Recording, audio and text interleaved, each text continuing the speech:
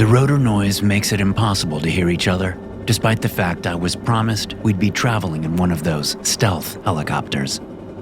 Hell knows I paid a fortune for the perk. Oh yes, Mr. Lawson. This is stealth, the pilot had assured me and my group before we took off from the rundown airport just outside the containment zone. They will not hear us coming. I have serious doubts about that, as I watched two of my colleagues struggle to hold a conversation. We weren't even offered headphones, so we could talk over the radio or comms or whatever they call it.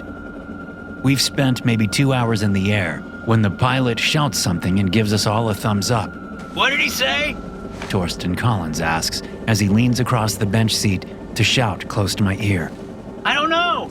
I shout back, then pat Torsten's arm and lean across the small gap between the two bench seats that make up the passenger hold of the helicopter. Our guide, Mikhail Goransky, has his eyes closed, and I go to tap him on the knee. His hand shoots out and grips my wrist just as my fingertips are about to touch his fatigues. He said we will arrive shortly, Mikhail says without opening his eyes. He lets go of my wrist. Sit back, relax. You have nothing to worry about. Never said I was worried, I shout over the rotor noise. His eyes open, and he fixes me with a hard stare. The ice blue of his irises catches what little light the hold has, and I smile at him, giving him that grin that has won me hundreds of court cases back in Connecticut. Mikhail doesn't grin back. You sound worried, Mikhail says. How can you tell over all this stealth? I laugh. He doesn't laugh. Mikhail's a tough cookie, that's for sure. But so am I, and so are my colleagues. Collectively, we have over 75 years of legal experience and are the partners of one of the most successful litigation law firms in the tri-state area.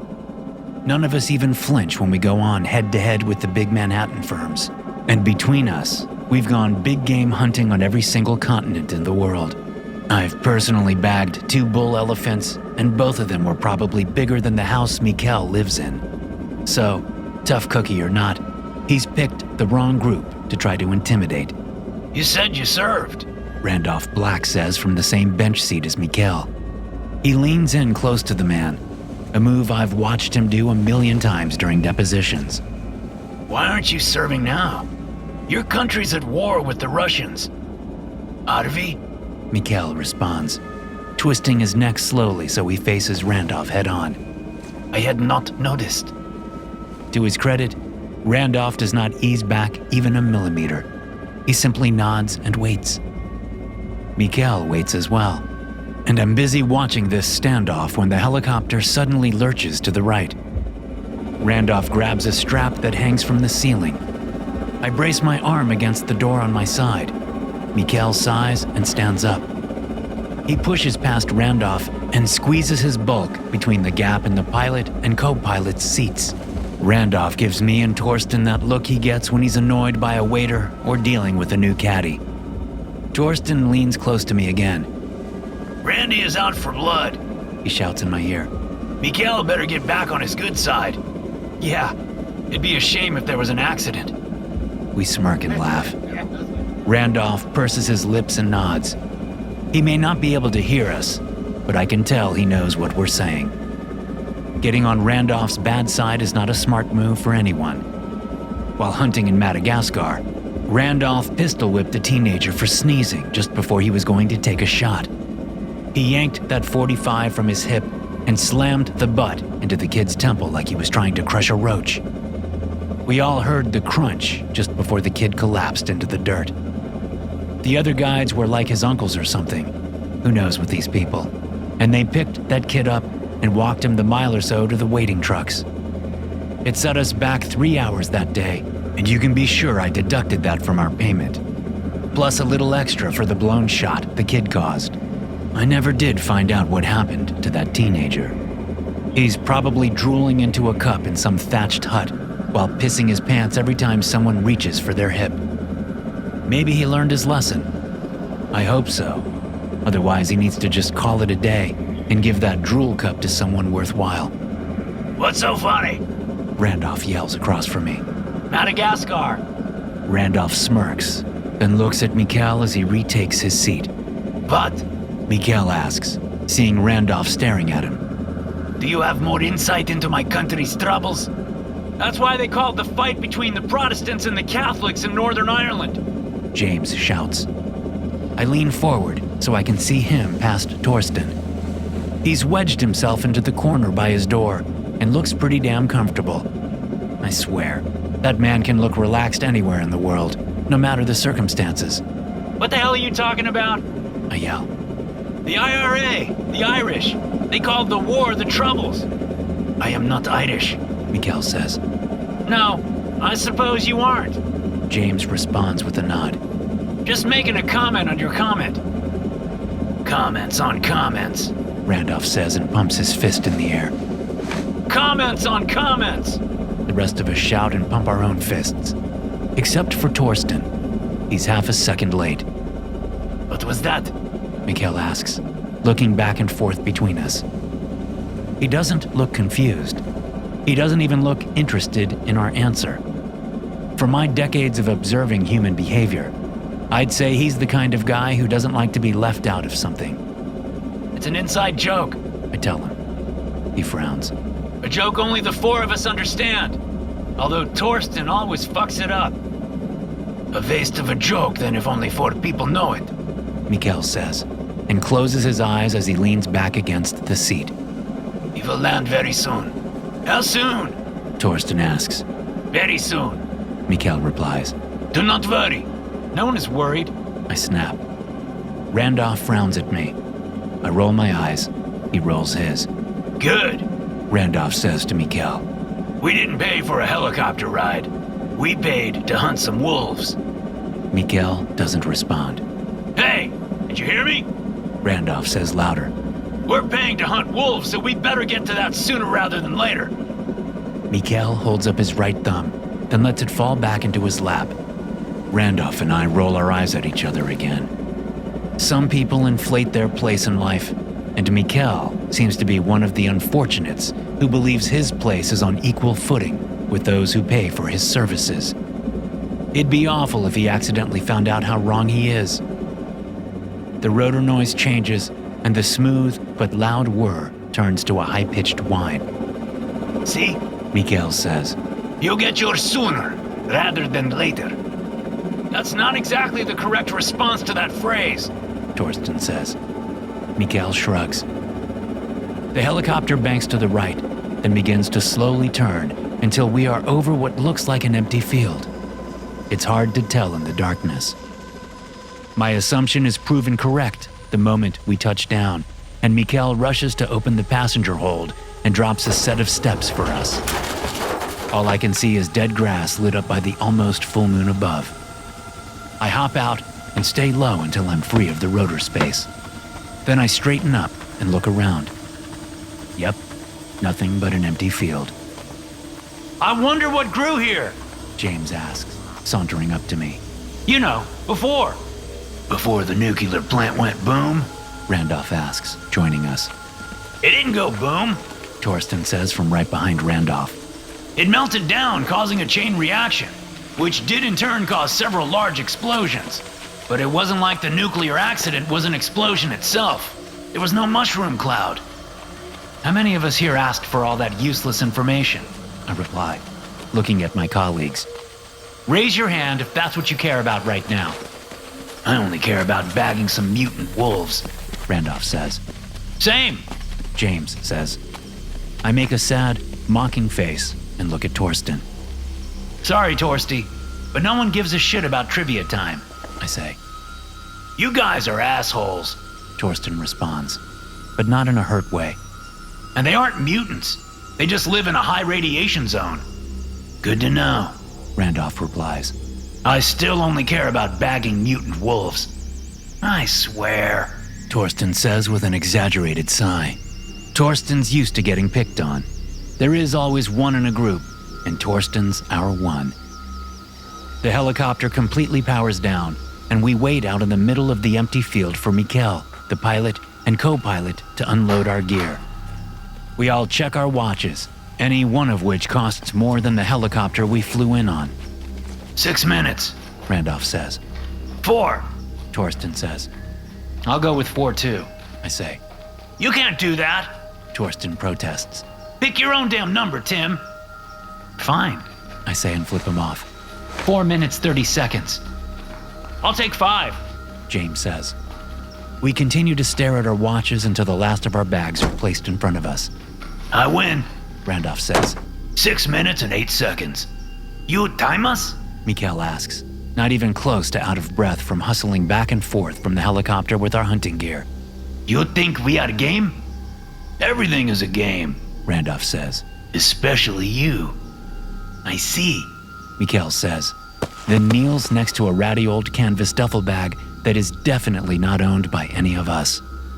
The man unzips the bag and carefully pulls out a rifle wrapped in an oilcloth, which he sets in the field's damp, dead grass. We all share a look. You hunting with us? Randolph asks. With you? Mikhail replies. No. And what's with the rig? James asks. Mikhail doesn't respond. He unrolls the oilcloth and reveals an immaculate Winchester 308. Nice looking gun, Torsten says. Is it enough for wolves? I'd want a little more punch. The 308 does what it needs to do, Mikhail says as he slowly and carefully inspects his weapon from stock to barrel. Jesus, are we playing bet the rifle, or are we going to hunt some goddamn Chernobyl wolves? Randolph snaps, then steps past Mikhail to his gun case. Tempus fugit, people. That means time flies. Torsten says to Mikhail. Mikhail looks up and raises an eyebrow at Torsten. Yes, I speak Latin, Mikhail says. Omni bonum lisqui expectant. Yeah, well, we didn't pay to wait for the good to come to us, did we? Randolph says. In fact, we sure as hell did not pay to wait at all. Let's get a move on. Of course, Mikhail says and stands up. With his rifle slung, Mikhail bends and rolls up his oilcloth. He holds it out, and the co-pilot runs over and picks up the duffel bag, then takes the oilcloth from him as he gives Mikhail a slight nod. We all share another look, but none of us say anything as we quickly move to our respective gun cases.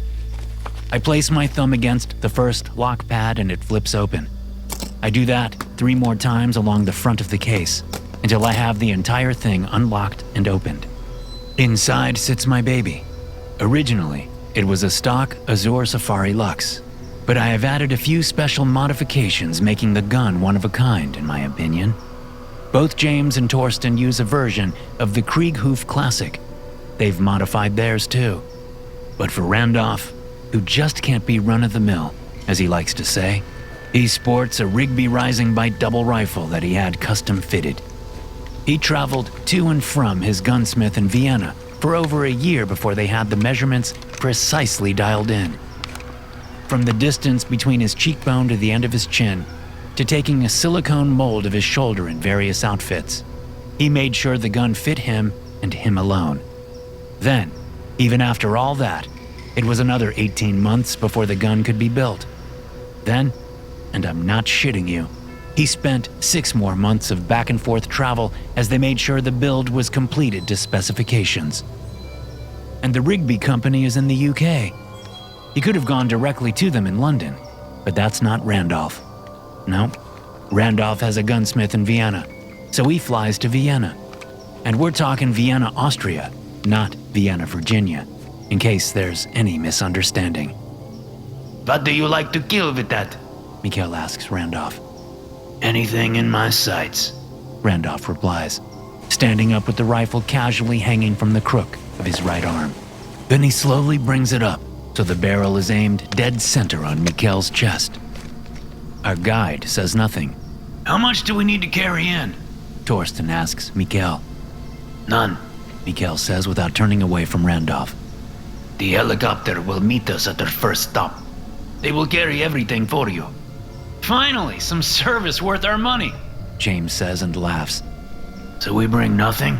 Randolph asks, still facing off with Mikhail. I can tell the other two are getting uncomfortable with Randolph's brazen disregard for Mikhail's safety. I don't blame them. So am I. It's a little early to shoot the help. We need to at least bag a wolf first. But that's Randolph for you. How about we practice some firearm safety and aim at the ground, Randy? I suggest. Mikhail has nothing to worry about. Randolph says. I'm a professional. Have you been paid to kill before? Mikhail asks. Only in the courtroom. Randolph says. He waits a beat, then bursts out laughing and moves the barrel's aim away from Mikhail. I'm just fucking with you. I'd never shoot our guide before the hunt begins. But the hunt already has begun. Mikhail responds, his eyes still on Randolph and the rifle. How do you mean? Torsten asks. Mikhail shrugs. Follow me. Then he sets off at a fast clip across the dark field. Behind us, the helicopter starts back up and preps for liftoff. Hey, I only have about 24 rounds. Torsten says to Mikhail's back. Hello? I said I only have about 24 rounds. The pilots took the rest when they loaded up the cases. We wait for a response, but the only one we get is the dim sight of Mikhail's back receding into the darkness. He said the helicopter will be going ahead. James says and pats Torsten on the shoulder as he steps away from us. I think I'll stick with the guide in the meantime. Okay, sure. Torsten says and follows James. They get about 10 yards away when Randolph steps up next to me. Who recommended this guy? Randolph asks. Torsten, I say. Seriously? Randolph asks and laughs. He asked around and Nolan told him. I reply. Apparently, Nolan says he's the best hunter in this part of Ukraine and knows the patterns of the Chernobyl wolves better than anyone. Nolan's a prick, Randolph says. You trust him? Not a bit, but he's our highest paying client, so I trust his money. I say, and point at the barely visible outline of Mikhail way up ahead. And if Nolan's willing to pay what this asshole charges, then it's got to be worth it. Then we better catch up, Randolph says and starts walking. I'm going to get my money's worth one way or another on this trip. And across the field we go, right into a thick, dark tree line.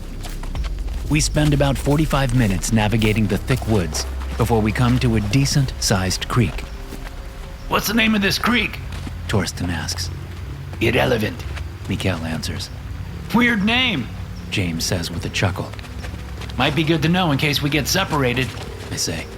Vivant, Mikhail responds, then walks a little faster so he gets a couple yards ahead of us. Nolan is fucking with us, Randolph says as he gets close to me on my left. He set us up. What do you mean he set us up? I ask. What the fuck are you talking about? That guy, Randolph says and nods at Mikhail. There has been something off about him ever since we met him.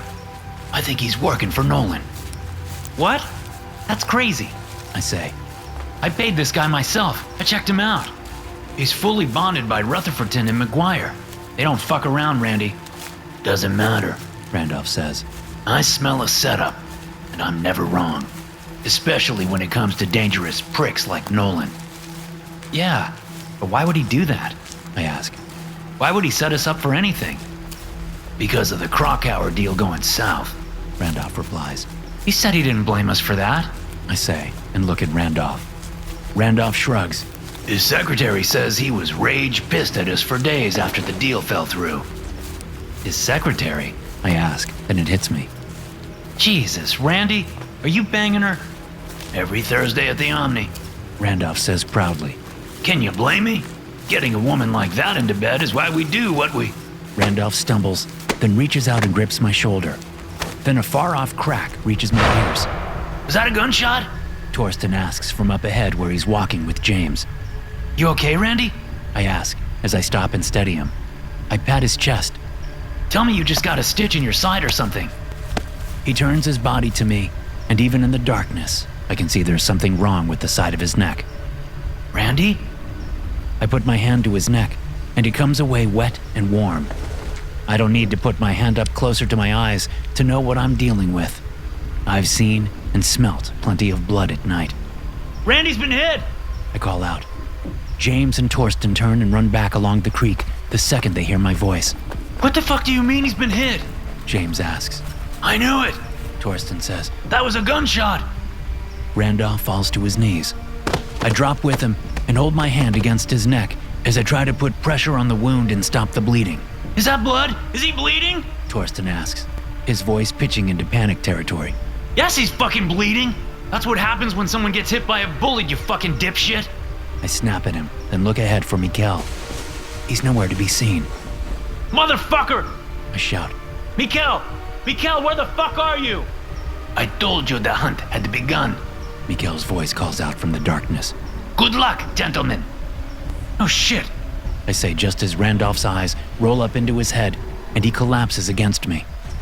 I think Randy was fucking right. About what? James asks. Nolan set us up. I reply as I check for a pulse, but there's nothing there. Randolph is gone. Without saying a word, I ease Randolph to the dirt and slip his rifle free from around his shoulder. Then I go through his pockets and take all the ammunition he has on him. What are you doing? Torsten asks. Making sure I have enough firepower to win this shit. Did neither of you hear Mikkel? We're the prey, you fucking idiot. I say and quickly step off the creek path and into the cover of the trees. Why in the hell would Nolan go after us? James asks with a chuckle. Was it something we said? Are you fucking high? Torsten asks James. Of course. James replies. Wait, Tim? Where the fuck did you go? Torsten calls out. I don't answer him. I'm already out of his sight line. 3 makes for easy targets. 1 is harder to spot. Plus, Torsten really is an idiot, and James is just a dumbass most of the time. I'm neither of those things. What I am, now that Randolph is dead, is the best fucking hunter in our group, and I have no plan on becoming prey even if someone as powerful as Nolan is after us. It does make me pause and wonder if Nolan is hunting us because of our fuck-up with the Krakauer deal, or if he's hunting us because maybe he wasn't so keen on Randolph banging his favorite secretary. Knowing Nolan, it could easily be both or neither. Billionaires are a strange breed, even if they are quickly becoming a dime a dozen nowadays. I move swiftly between the trees, and Torsten's shouts grow quieter and quieter. Foreign land or not, I know my way around woods, deserts, swamps, alpine peaks, anywhere. And the number one rule in all environments is to never stop moving. If you stop, you die. A scream echoes through the woods, and I know Torsten has taken a round. James would have just mumbled some witty regret and died. Torsten's the screamer. And he's still screaming as I put more and more distance between us. It isn't until I'm a quarter mile from the creek before the screams finally stop. Off to my left is a rocky outcropping covered in moss and ferns. I tuck under the outcropping and crouch down so I can take my phone out of my pocket with a little cover around me. No point in lighting up the entire forest and giving my position away. The second my phone is out of my pocket and on, I dim the screen as much as I can and bring it up close to my face. No cellular service, of course, but that isn't a problem. I swipe a couple of screens over, then activate the satellite connection. My phone chimes over and over as message after message and email after email load into my phone. I scramble to mute the sounds and tuck the phone into my coat, then just crouch and wait. When no gunshot takes off part of my head, I bring the phone back out and scroll through the messages. What I expect to be there isn't there. I mean, I highly doubted Nolan would implicate himself by sending me an elaborate explanation via text or anything. But I expected something cryptic at least, that would have a double meaning. Something like, It should have been Poland, but Ukraine will do. Because Krakauer is Polish. It's not the best barb, I know that. But Nolan isn't known for his wit. He is known for holding a grudge forever, though. Still, it is surprising that there isn't even one message or email from the man or one of his underlings. He's really keeping his hands clean on this one. Or maybe this isn't about the Krakauer deal or Nolan at all. Except, why would this backwoods Ukrainian yokel be trying to kill us? We're Americans. We're on the same side as Ukraine. Makes no sense. As I think about the possible explanations for this shitstorm I find myself in, my phone's screen blinks a few more times, then warps and goes black.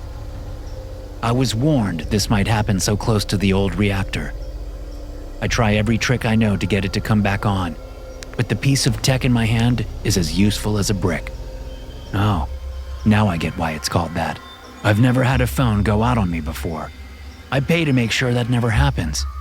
A phone to a lawyer is as important as a chip of rock slices across my left cheekbone, making me cry out in surprise. Then I flatten myself on the ground as several more rock chips shatter around me.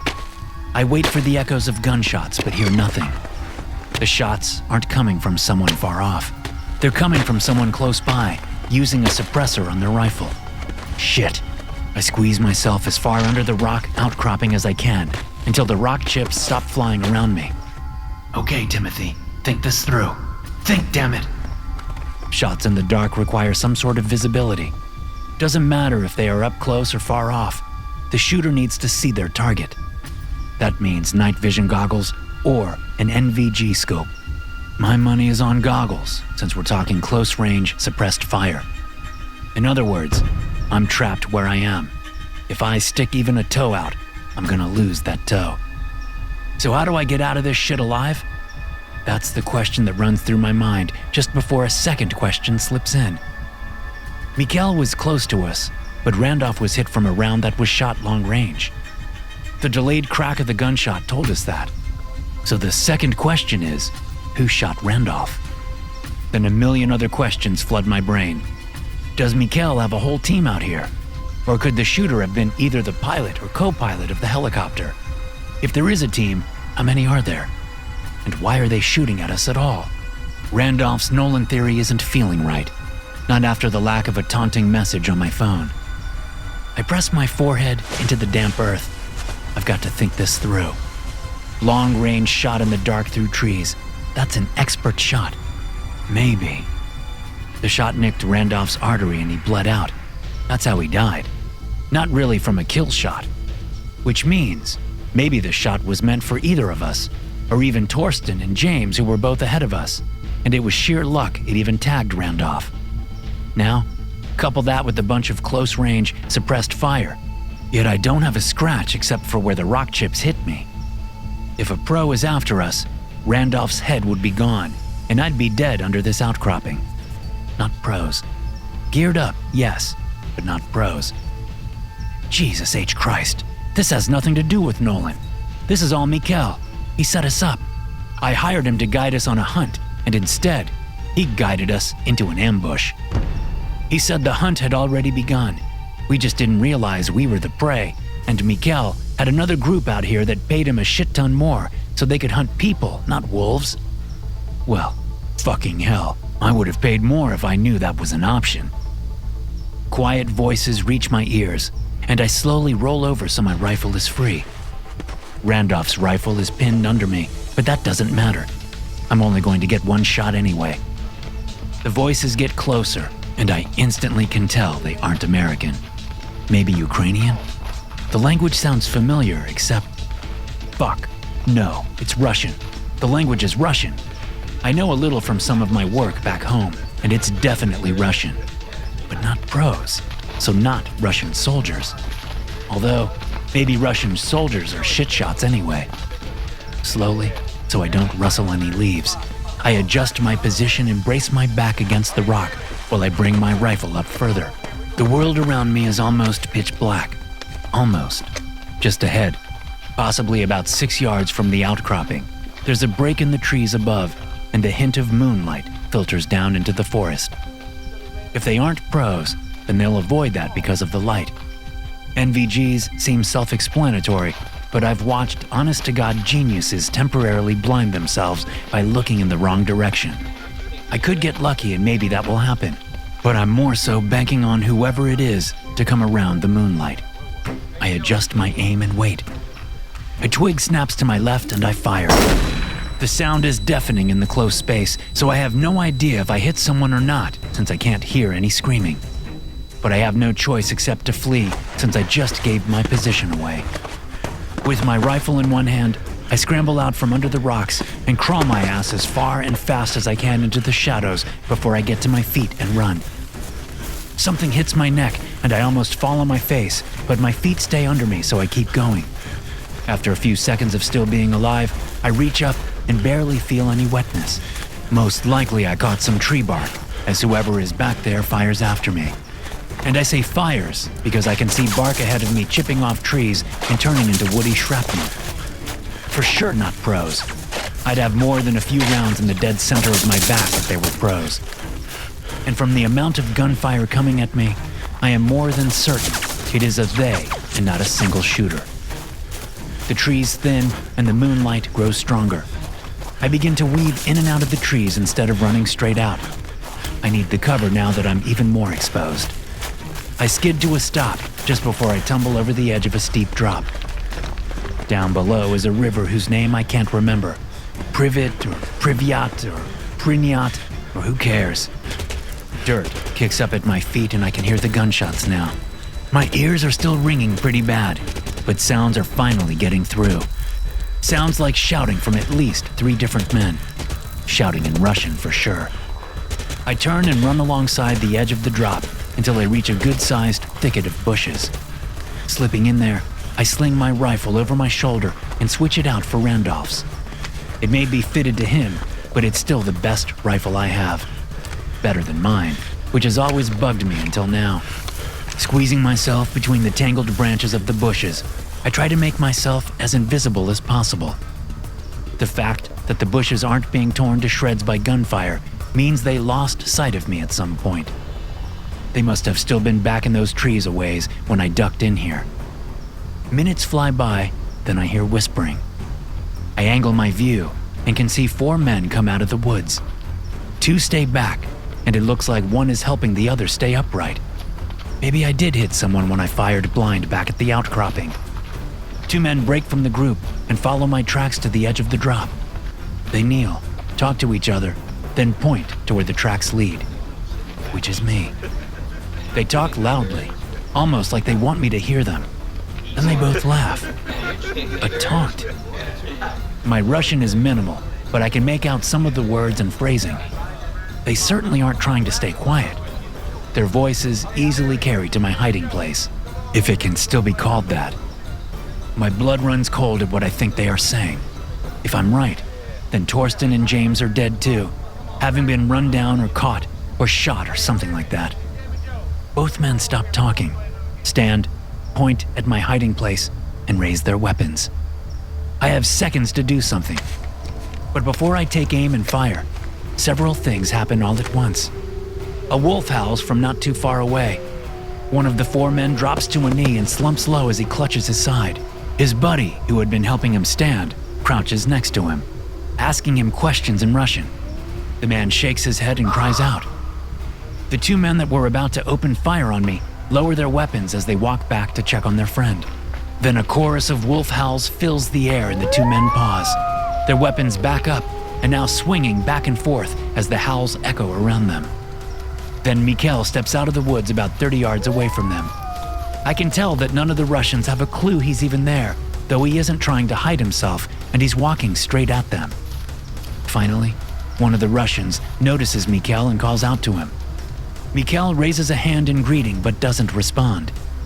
The Russian calls out again, and Mikhail shakes his head as he points at his ear.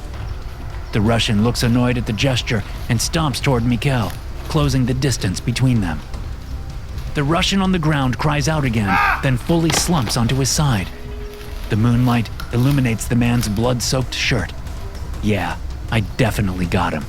Good for me. With obvious panic in his voice, the Russian kneeling by the wounded man calls out to the one walking toward Mikhail. That Russian pauses and looks back over his shoulder, then nods. When he turns back, Mikhail is right there in front of him. The wolves howl again, and before any of the Russians can move a muscle, Mikhail grabs the Russian in front of him and yanks him closer, sinking his teeth into the man's neck. Blood spurts high into the air, looking like a black geyser in the moonlight. The Russians, not wounded, stare at the scene for a second, then they scramble for their weapons. But they are too late. A dozen massive wolves break from the tree line and attack the Russians with a ferocity that makes my knees weak. I've seen some shit. I've done some shit. But what the wolves do to those Russians is beyond description.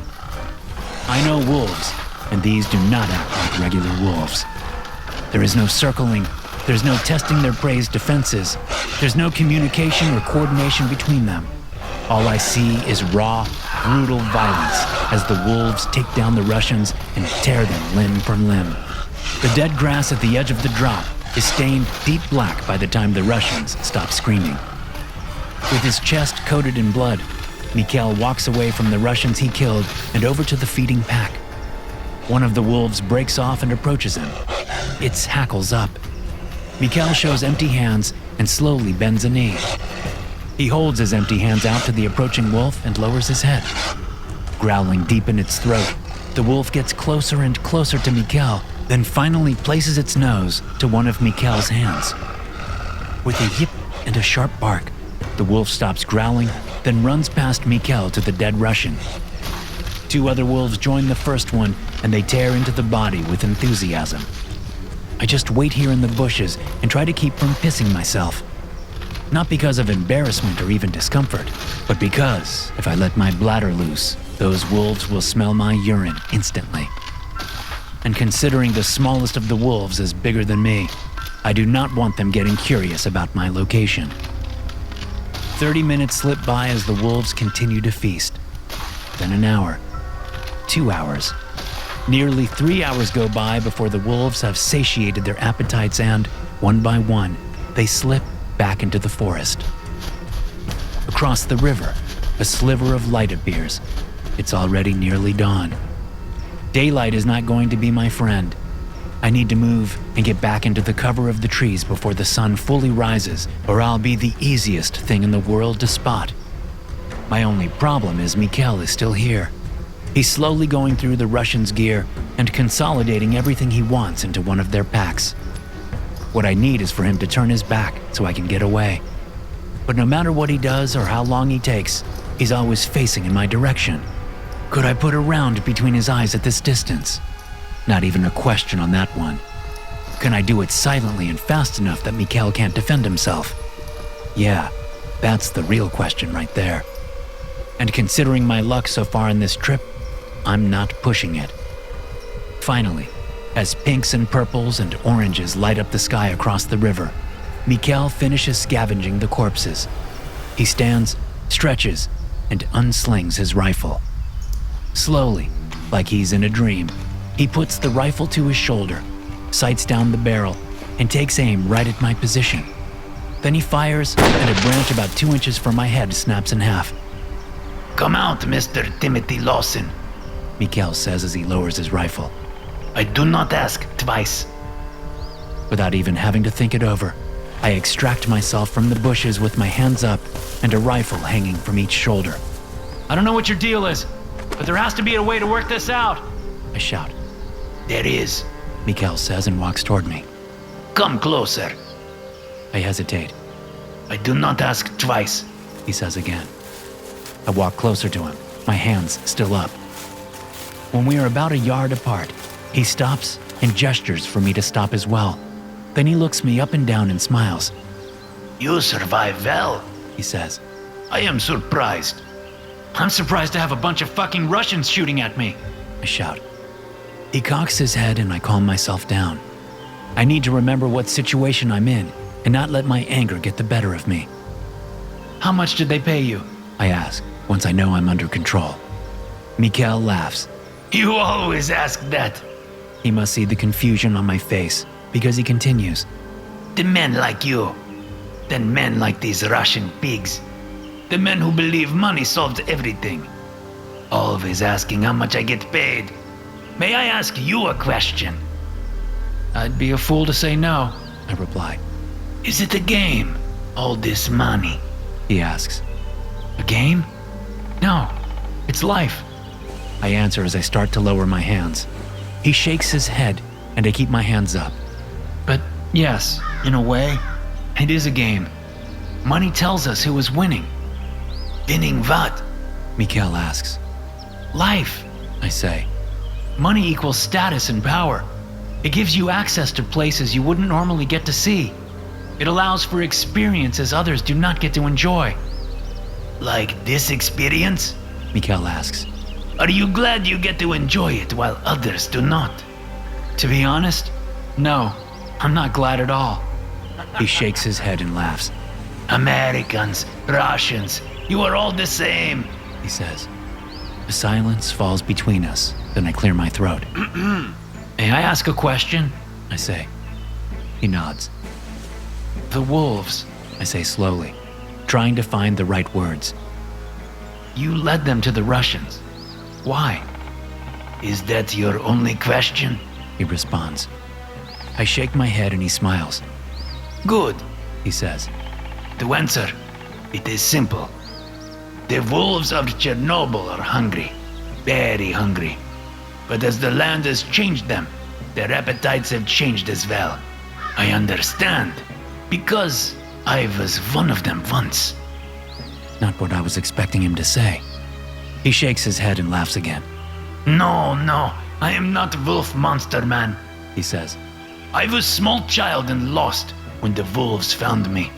They saved me and kept me fed for months before I was found by my family. But I learned a lot of their ways during that time. I also learned what they eat.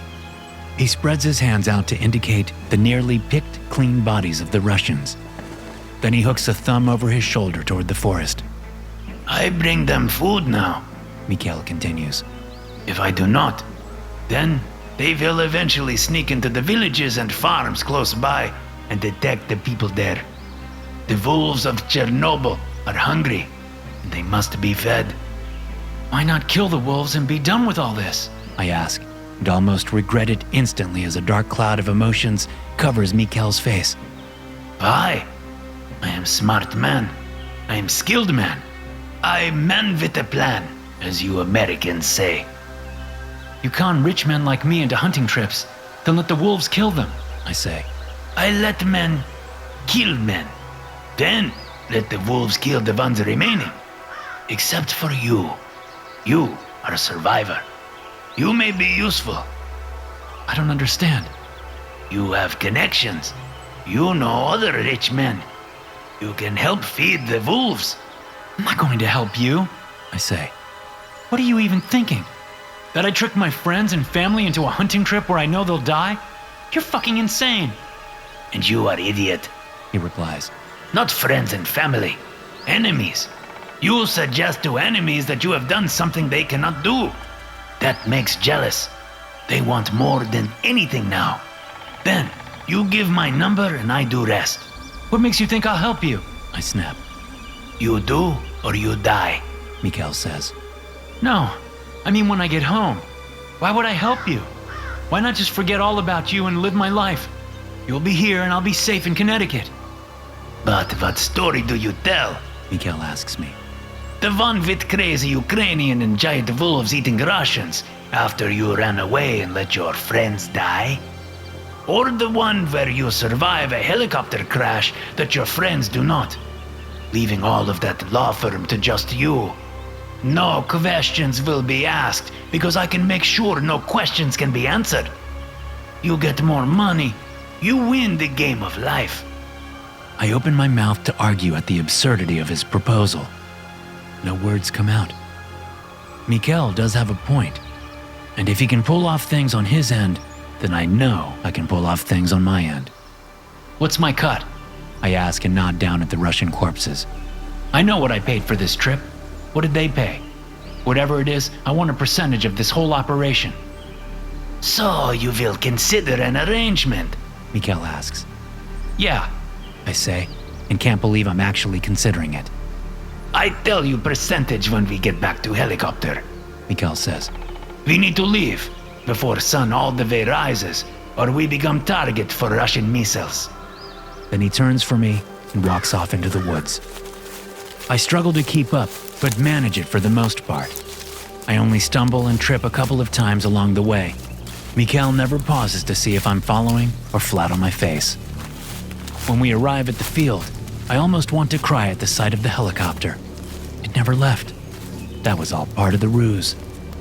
But then we cross the field, and as we get closer, I realize I can see legs dangling out the side of the passenger hold door.